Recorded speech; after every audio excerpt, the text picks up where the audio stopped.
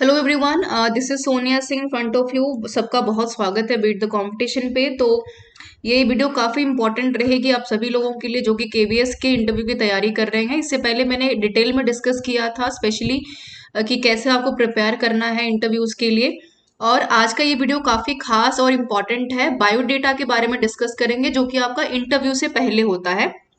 यानी आपके खुद को इंट्रोड्यूस करने से पहले जो इंटरव्यूअर्स हैं या फिर जो कमेटी मेंबर्स हैं वो आपकी पर्सनालिटी को जान पाए, जज कर पाए। और ये एक फर्स्ट इंप्रेशन होता है, तो बायोडेटा हमें काफी ध्यान से भरना होता है क्योंकि इससे जुड़े हुए काफी सवाल भी पूछे जाते हैं आप लोगों से। तो वीडियो स्टार्ट करेंगे। आपको स्क्रीन के ऊपर एक पीडीएफ दिख रही होगी, डिस्क्रिप्शन बॉक्स में भी ये पीडीएफ मैं अटैच कर दूंगी। इसमें सबसे नीचे एक पैराग्राफ है और क्वालिफिकेशन में भी आपको भरते हुए बहुत ध्यान रखना पड़ेगा। और एक पैराग्राफ है जिसमें कि आपसे ये पूछा जाता है कि why exactly want to become you teacher, कि आप क्यों यहाँ पर अध्यापक बनना चाहते हैं। तो उसको लेकर के बहुत सटीक शब्दों में आपको जवाब देना पड़ता है, 50 से 55 शब्दों में। तो वो इसको निकाल करके आपको मैक्सिमम टाइम प्रैक्टिस करनी है। तो इस चीज को आपको ध्यान में रखना है। मैं एक बार आपको दिखा देती हूँ, ये स्क्रीन के ऊपर आप काफी आपको विजिबल होगा, आई होप सो। हाँ, ठीक है। तो आप ये देख पा रहे होंगे। बायोडेटा के लिए यहाँ पे काफी इंपॉर्टेंट रहेगा आपका सबसे पहले जो एक ऐसा ही कुछ आपको दिखेगा बायोडेटा का, जो आपका परफॉर्मा होता है। तो ये बिल्कुल वैसा ही परफॉर्मा है। अगर आप कभी केवीएस के कॉन्ट्रेक्चुअल इंटरव्यू में बैठे होंगे तो कुछ ऐसा ही परफॉर्मा आपको देखने को मिलता है। तो स्टार्ट करते हैं। सबसे पहले जो काफी इंपॉर्टेंट है, पोस्ट की किस पोस्ट के लिए आप इंटरव्यू में बैठने वाले हैं, जो आपको मेंशन करनी है यहाँ पे। उसके बाद हम यहाँ पे रोल नंबर मेंशन करेंगे। रोल नंबर आपको बहुत ध्यान से याद करना है। आपको हमेशा रिमेंबर होना चाहिए कि आपका अपना रोल नंबर क्या है। कई बार ऐसा होता है कि इंटरव्यूअर्स आपको सामने से ही पूछ लेते हैं कि भाई आपका इंटरव्यू क्या है। उस टाइम इतना प्रेशर थोड़ा सा रहता है कैंडिडेट्स के दिमाग में कि कई बार स्किप हो जाता है। कैटेगरी आपको भरनी है, जिस भी पर्टिकुलर कैटेगरी से आप बिलोंग करते हैं, तो ये आपको यहाँ पर मेंशन करना है। आई होप कि स्क्रीन मेरी काफी विजिबल होगी, फिर भी मैं थोड़ा सा जूम कर दे रही हूँ आपके लिए। थोड़ा सा जूम इन कर लेते हैं। नेम जो आपको काफी हद तक अच्छे से पता होना चाहिए। नेम से मेरा मतलब बिल्कुल भी ये नहीं है कि आपको सिर्फ नाम से सिर्फ अपना मतलब है। नाम से बिल्कुल आपका जो भी नाम रहेगा, फॉर एग्जाम्पल अगर मेरा नाम सोनिया है तो मुझे पता होना चाहिए कि मेरे नाम का मतलब क्या है। और उसके अलावा इस देश दुनिया में उस नाम से कौन कौन सी पर्सनालिटीज है, कौन सा शहर है, एक एग्जाम्पल के तौर पर मैं बात कर रही हूँ। या फिर मेरे नाम का जो एग्जैक्टली ओरिजिनेशन कहाँ से हुआ है, ग्रीक शब्द है, लैटिन वर्ड है या फिर संस्कृत शब्द है, ये हमें पता होना चाहिए। एड्रेस जो आपका कॉरेस्पॉन्डेंस है, जहां पर आप रह रहे हैं, वो आपको यहाँ पर बताना रहेगा। मान लीजिए फॉर एग्जाम्पल अगर मैं पंजाब में रहती हूँ, वाराणसी में रहती हूँ, और अगर आप यहाँ पर जो भी शहर का नाम मेंशन करेंगे, उसका आपको ज्योग्राफिकल एरिया, कल्चर के बारे में और वहाँ की चीजों के बारे में आपको एक अच्छी खासी नॉलेज होनी चाहिए। ऐसा नहीं हो कि भाई भरने के लिए आप किसी भी कॉरेस्पॉन्डेंट एड्रेस को डाल दें। और एक चीज मैं यहाँ पर और बोलना चाहूंगी कि बायोडेटा भरते हुए हर एक चीज का ध्यान रखिएगा। ये मत कीजिएगा कि आपने रैंडमली किसी भी चीज को लिखने के लिए बस लिख दिया है। अगर आप ज्योग्राफिकल सेंस में कोई भी स्टेट का नाम डाल रहे हैं, तो उस स्टेट के बारे में आपको अच्छी चीजें पता होनी चाहिए। उसका ज्योग्राफी क्या है, क्या चीजें वहां पर फेमस हैं, कौन सी पर्सनालिटी वहां से आती है, जीआई टैग के बारे में आपको पता होना चाहिए, जो जो चीजें काफी एडवांस में आपसे जानी जाती हैं। ठीक है।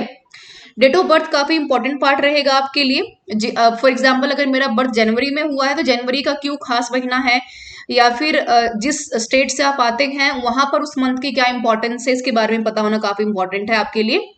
और यहाँ पर आपके फादर है या फिर हस्बैंड है, उनका नाम आपको लिखना है। मोबाइल नंबर आप बिल्कुल देख पा रहे होंगे स्क्रीन के ऊपर। ईमेल आईडी भी एक इंपॉर्टेंट रोल प्ले करता है, जैसे कि ईमेल का वो फुल फॉर्म आपसे पूछ सकते हैं, या आईडी का वो फुल फॉर्म यहाँ पर पूछ सकते हैं कि भाई आईडी का मतलब क्या होता है, या ईमेल जो है वो कौन से ब्राउजर में आता है, या फिर हम यहाँ पर याहू का यूज क्यों नहीं करते हैं, या फिर हम यहाँ पर हॉटमेल का यूज क्यों नहीं करते हैं, ईमेल का मतलब क्या है। और फॉर एग्जाम्पल आपने abc.com जो कुछ भी लिखा है यहाँ पर, तो ये भी आपको पता होना चाहिए कि भाई .com का मतलब क्या है, डॉट हम क्यों यूज करते हैं, जीओवी का मतलब क्या होता है। ठीक है। जैसे कॉम को हम यहाँ पर कमर्शियल पर्पज से यूज करते हैं, जीओबी को हम गवर्नमेंट पर्पज से यूज करते हैं, तो ये आपको पता होना चाहिए। ये तो इंपॉर्टेंट बात रही आपके लिए। आगे हम बात करेंगे सेक्शन नंबर 7 में, एकेडमिक्स और प्रोफेशनल जो आपकी क्वालिफिकेशंस है। तो आपको स्टार्ट कहाँ से करना है, +2 से आपको स्टार्ट करना है, ध्यान में रखिएगा इस चीज को। तो आपको यहाँ से लिखना है कि नंबर 1 सीरीज आप यहाँ पर डालेंगे, जो भी फर्स्ट सीरीज रहेगी आपकी। नेम ऑफ द एग्जामिनेशन आपको लिखना है कि +2 है, ईयर ऑफ पासिंग आपका क्या है, मार्क्स कितने लिए हैं, परसेंटेज आपकी कितनी आई है, सब्जेक्ट जो आपका इंग्लिश, हिंदी, मैथ, साइंस जो भी आपने 12th में लिया होगा वो आपको लिखना है। ड्यूरेशन बिल्कुल यहाँ पर आपको 1 ईयर या फिर 12 मंथ्स में बताना है। बोर्ड यूनिवर्सिटी, फॉर एग्जाम्पल अगर आप पंजाब यूनिवर्सिटी से हैं, यूपी बोर्ड से हैं या बिहार बोर्ड से हैं, तो उन बोर्ड्स के बारे में या स्टेट बोर्ड का क्या रेलिवेंस है, सीबीएसई का क्या रेलिवेंस है, अगर आप आईसीआईसी बोर्ड से पास आउट है तो उसका क्या रेलिवेंस है, ये आपको पता होना काफी इंपॉर्टेंट रहेगा। नेक्स्ट यहाँ पर या फिर आपसे ये भी कई बार पूछ सकते हैं कि भाई इसका हेडक्वार्टर कहाँ पे है, इसके प्रेजेंट चेयरमैन कौन से हैं, ठीक है, या ये कब सबसे पहले जो है रिकॉग्नाइजेशन में आई है, कब पहचान में बनी है, फाउंडर कौन है इसका, या फाउंडेशन कब हुआ है इसका, ये पता होना चाहिए आपको। सीरियल नंबर 2 में फिर आप +2 के बाद आ जाएंगे ग्रेजुएशन में, तो यहाँ पे आप ग्रेजुएशन के बारे में मेंशन करेंगे, वहीं पर सेम डेटा बिल्कुल वैसे ही जाएगा। यहाँ पर जिस भी यूनिवर्सिटी से आपने पास आउट किया है, फॉर एग्जांपल अगर मैं दिल्ली ऑफ यूनिवर्सिटी से पास आउट हूँ, सॉरी यूनिवर्सिटी ऑफ दिल्ली से पास आउट हूँ, या फिर मैं बनारस हिंदू यूनिवर्सिटी से पास आउट हूँ, तो उस यूनिवर्सिटी की क्या रेलिवेंस है, किसने इसका फाउंडेशन किया है, उसकी क्या इंपॉर्टेंस है, क्यों इतनी फेमस है, सेंट्रल है, स्टेट है, ये आपको पता होना चाहिए। तो आप रेंडमली कुछ भी भरने के लिए मत भर दीजिएगा, और ध्यान रखिए जो भी आप इन्फॉर्मेशन इसमें डालेंगे उसको बहुत हद तक आपको रेलिवेंट तरीके से हर एक चीज के बारे में आपको उसका सब कुछ पता होना चाहिए। नेक्स्ट यहाँ पर बीटेक के बाद आपने, या बीए के बाद, या ऑनर्स डिग्री के बाद, या फिर बीकॉम के बाद आपने जो भी डिग्री यहाँ पर ली होगी उसके बारे में आपको लिखना है। यानी कि आपका ऐसा ना हो कि भाई ग्रेजुएशन के बाद आपने मास्टर्स किया है, मास्टर्स के बाद आपने बीएड किया है, और कई लोग लिख देते हैं कि भाई यहाँ पर सीरियल वाइज है तो बीएड के बाद एमए का लिखते हैं फिर बीएड का लिखते हैं, तो ऐसा मत कीजिएगा। जिस पर्टिकुलर सीक्वेंस में, मान लो अगर आपने 2015 में आपने अपनी 12 में अगर आपने अपनी 12th पास की है, तो जाहिर सी बात है कि भाई उसके जो है आफ्टर 3 ईयर कंप्लीशन में ही आप आते आते यहाँ पर अपनी ग्रेजुएशन पास करेंगे। अगर 1 ईयर मोड में बीएड किया है तो उसके 18 में आपने फिर ग्रेजुएशन अपनी बीएड पास की होगी। मास्टर्स फिर अगर आपने की होगी तो 19 में आते आते आपने अपने मास्टर्स कंप्लीट की होगी, ठीक है। तो कहने का मतलब है कि सीरियल ऑर्डर में ही आपको लिखना है, जो डिग्री आपने पहले ली होगी, अपने मन मर्जी से कुछ भी मत लिखेगा वहां पे। नेक्स्ट हम यहाँ पर बात करेंगे मास्टर्स डिग्री के बारे में। फिर मास्टर्स के बारे में आपको बताना है यहाँ पर, फिर यहाँ पर किस जो है यूनिवर्सिटी से आपने किया, इग्नू से किया है, बीएचयू से किया है, डीयू से किया है, हैदराबाद यूनिवर्सिटी से किया है, तो ये आपको पता होना चाहिए। और उस यूनिवर्सिटी की रेलेवेंस क्या है ये भी पता हो, ठीक है। उसके अलावा जो भी आपने कोई सर्टिफिकेट लिया है वो पता होना चाहिए। जैसे अगर कंप्यूटर में अगर कोई एडवांस कोर्स किया है, CC+ किया है, जावा किया है, कुछ भी किया है, तो उसको जरूर मेंशन कीजिएगा इस कॉलम के अंदर, ठीक है। ये आपको ध्यान में रखना, यानी सीरियल नंबर 1 2 3 4 5 सीरियल्स आपके सामने होंगे। ओके, आई होप कि क्लियर होगा। नेक्स्ट सेक्शन नंबर जो आपका 8 है, जो कि एक्सपीरियंस बहुत मैटर करता है आपके लिए, तो ये आपको बताना है। यहाँ पर आपको जो भी एक्सपीरियंस रहेगा ये आपको मेंशन करना है। सीरियल नंबर 1 में सबसे पहले आपको बताना है कि आपने शुरुआती जॉब अपनी कब से कब तक की है, आपने कौन से डेजिग्नेशन पे किया, टीजीटी पे किया है, पीआरटी पे किया है, या फिर आपने जो है पीजीटी पे किया है। पोस्ट हेल्ड डेजिग्नेशन की यहाँ पर बात हो रही है, ठीक है। इंस्टीट्यूशन का नाम क्या रहा है, फॉर एग्जाम्पल अगर इससे पहले आपने केंद्रीय विद्यालय कॉन्ट्रेक्चुअल पढ़ाया है तो वो जरूर मेंशन कीजिएगा। एग्जाम्पल की मैं बात कर रही हूँ। नेक्स्ट, अगर आप किसी यूनिवर्सिटी से हैं, यहाँ पे लिखा भी है कि organisation is a central state government autonomous body, central state और गवर्नमेंट, जहां से भी आपने इंस्टीट्यूशन से किया है वो आपको मेंशन करना है।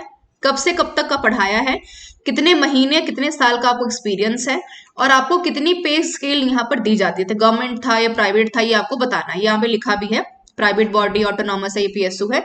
इसी तरह अगर आपको कोई और एक्सपीरियंस है तो आपको मेंशन करना है, यहाँ पर अगेन उसी सीक्वेंस में ये मेंशन होगा, ठीक है।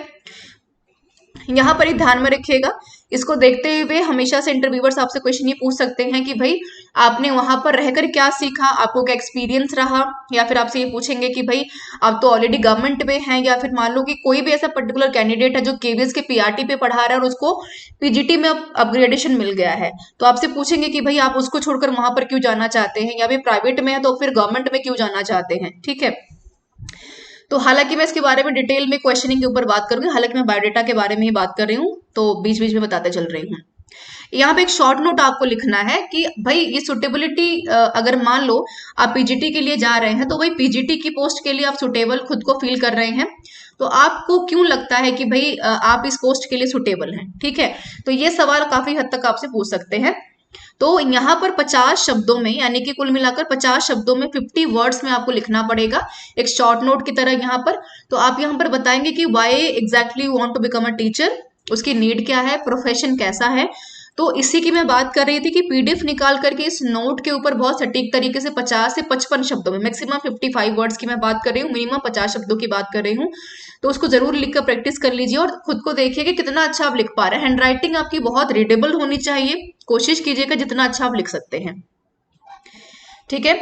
पॉइंट नंबर 9 में स्पेशल अचीवमेंट के बारे में अगर आपने कोई ली है तो जरूर उसको लिखिएगा, इसका बहुत अच्छा इंपैक्ट पड़ता है। लेकिन ध्यान में रखिएगा कि जो भी आपको अचीवमेंट मिली है उसका सर्टिफिकेशन आपके पास होना बहुत इंपॉर्टेंट है। ये मत कीजिएगा कि भाई अगर आपको नेशनल लेवल पर या फिर स्टेट लेवल पर कोई अचीवमेंट अगर आपने की है तो बोलने के लिए लिख रहे हैं, लेकिन आपके पास सर्टिफिकेशन नहीं है तो वो काउंट नहीं होगी और उसका एक नेगेटिव जो है इम्पैक्ट जाता है, ठीक है। तो अगर आपका डेजिग्नेशन, सॉरी, अगर डेक्लेमेशन में, स्पीच में, डिबेट में, ड्रामा में, पोइट्री में, या फिर जो है इलेक्शंस में अगर आपने, या फिर एनसीसी में कोई भी अगर आपने रोल प्ले किया है तो उसको जरूर मेंशन कीजिएगा। इसका एक पॉजिटिव इम्पैक्ट जरूर जाता है और आपके जो है सिलेक्शन के चांसेस और बढ़ जाते हैं, क्योंकि जाहिर सी बात है कि सामने वाला भी इंटीग्रेटेड टीचर की जो है खोज कर रहा है। सिग्नेचर आपको करना है कब, जब जिस दिन आपका इंटरव्यू होगा वो डेट नीचे जरूर डालिएगा, ये आप ध्यान में रखेंगे, ठीक है। और ये है आपका no objection service vigilance certification, इसके बारे में मैं आपको नेक्स्ट वीडियो में बताऊंगी। हालांकि आपको इतना अभी वीडियो लंबी हो जाएगी तो मैं बहुत इसको अभी अब नहीं जो है आगे लेके जा रही हूँ, जिसमें मैं ओबीसी सर्टिफिकेट्स के बारे में, जो कि बच्चे कमेंट करके पूछ रहे थे, और ये भी आपको बताऊंगी कि भाई यहाँ पर जो विजिलेंस सर्टिफिकेट है या फिर नो ऑब्जेक्शन सर्टिफिकेट उसका मतलब क्या होता है और आपको डॉक्यूमेंट्स कौन कौन से लगाने हैं, तो ये मैं नेक्स्ट वीडियो में आपसे डिस्कस करूंगी।